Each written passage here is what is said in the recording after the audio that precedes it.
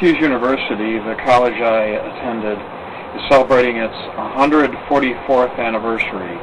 And for some reason that escapes even me, Syracuse is very enthusiastic about that particular number, 144.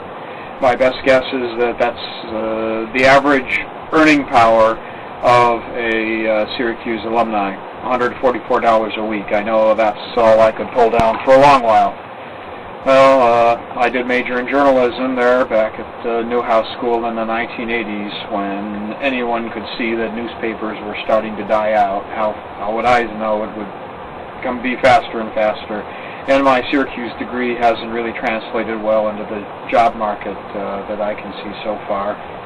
It was amusing for a time when I would get phone calls from Syracuse for alumni donations from some volunteer, undergraduate. I would always take it out on the poor kid about how impoverished I was and couldn't find any work, and there should be some form of tuition refund due to me and my family. That finally stopped the phone calls from coming after 20 years. My advice to fellow Syracuse graduates: use the tuition refund line. Will stop those phone calls. Syracuse still sends me emails, and in their latest, in honor of the 144th anniversary, they want their graduates to reminisce about their college days and post their favorite Syracuse University stories up here on YouTube. I didn't get a career or any enduring personal relationships from my attending Syracuse, so all I really have are the memories. Boy, do I have memories. Here's one SU story, just one, maybe a few tangents. I mentioned that I had a journalism major at the SI Newhouse School of Public Communications, but I took a film minor. In other words, the formula to be doubly unemployable once I graduated and came home to the Rust Belt, Ohio. The point is, I had to take some Syracuse University film courses as well, actually, I think more or less under the School of Visual Performing Arts, VPA, back then. The least useful of these courses, and yet strangely the most memorable, was taught by a wild-haired professor. He gave one the impression of having not made it entirely through the tail end of the hippie era intact, if you know what I mean. His class made us watch a highly varied grab bag of movies that just fed into his lifelong thesis that society was a big machine that grinds you up like sausage meat.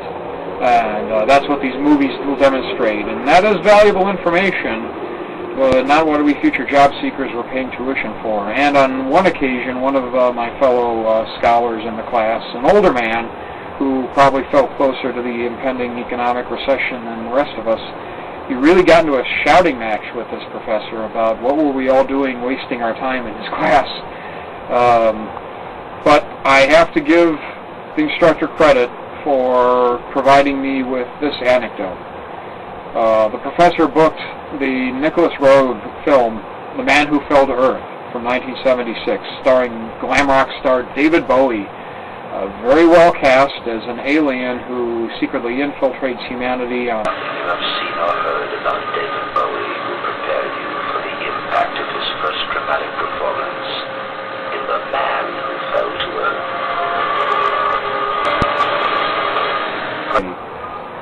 Now, Syracuse, I'm going off on a tangent here. Syracuse had classes in which anyone could wander in and out at any time just for their own gratification. Because I did not have what one would call much of a social life, and I still don't, I would keep track of some of these classes and drop in on these seminars myself. One I'll never forget happened every Monday night. It involved the media and would bring in well-known people from usually the New York media world. And one was a recent SU graduate who talked about her first big job at an ad agency. And she was a pretty young little thing, from what I could see from the top of the from the back of the auditorium, but she went on a sort of a Stepford Wife-ish monotone about the ad agency routine and the deadlines and the structure of the office, and only casually mentioned that not too long ago she had tried to commit suicide all on the job. Very offhanded-like, and she had a breakdown and ran out of the building and into traffic in Manhattan to throw herself in front of a New York City bus, and other employees chased after her, and so they had to rearrange the client meetings and get the ad slicks sent out, and because the chaos she caused. And the rest of the young audience listening to this were aghast, like, you know, these are teenagers. What? You tried to kill yourself? And she just went on and on, like, yes, I was screaming a lot and tore my clothes off. And then she continued to describe her typical day at the ad agency, not when there isn't a breakdown. I was grateful at the time that at least I had not majored in advertising. I still don't know about that decision. So, but anyway, back to my film class, the Machinery Grinds You Down class. We're showing up to watch The Man Who Fell to Earth, and it's clearly on the syllabus that this was going to be shown. And one of the other students brought a friend with him. This is a buddy who was a full-on 1980s punk. The whole Sid Vicious thing, the whole Travis Bickle, full Bickle with the mohawk and the granny glasses and the ripped, I think, denim vest. I hope my memory's clear. The hair might have been dyed. Might have been some piercings. The works. And our instructor may or may not have expected this apparition among us, but he was pleased as punch to have an actual punk there at the David Bowie picture. And the punk just sat in front of me, and know that it was tiered amphitheater-style seating, so I had a good view of him from one row above.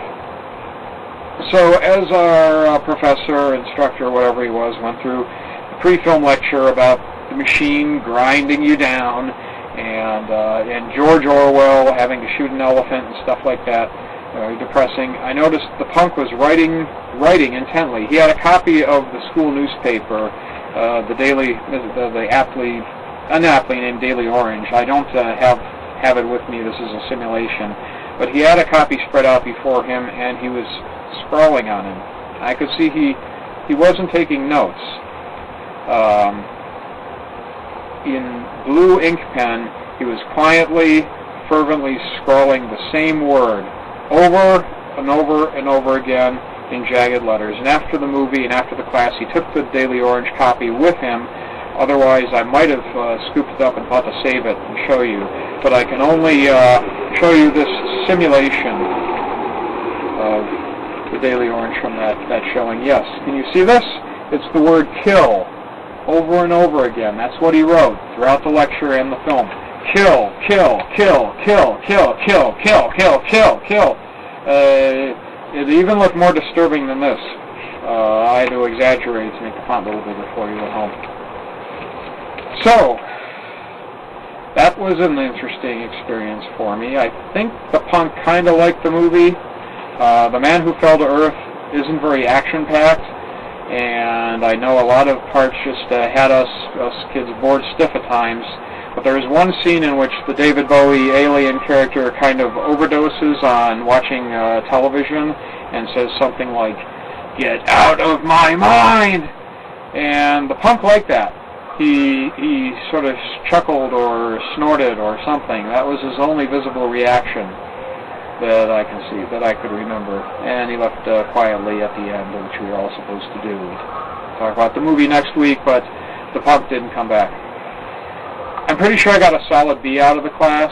I probably, at the end of the semester, I typed up some essay about how society is a machine that grinds us down like sausage. And the instructor was pleased with me, and he gave me the B, and that helped my barely above-average GPA. And I do wonder whatever became of the punk. Did he graduate from Syracuse? What is he doing now? Is he leading his Tea Party Republicans? Is he a pastor at a megachurch?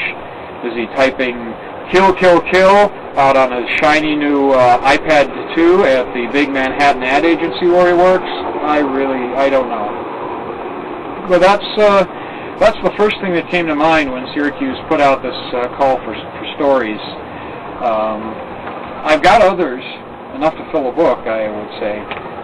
Maybe I'll tell some more of them, or maybe SU will pay me off to keep me quiet. That'd be a kinder option, I guess.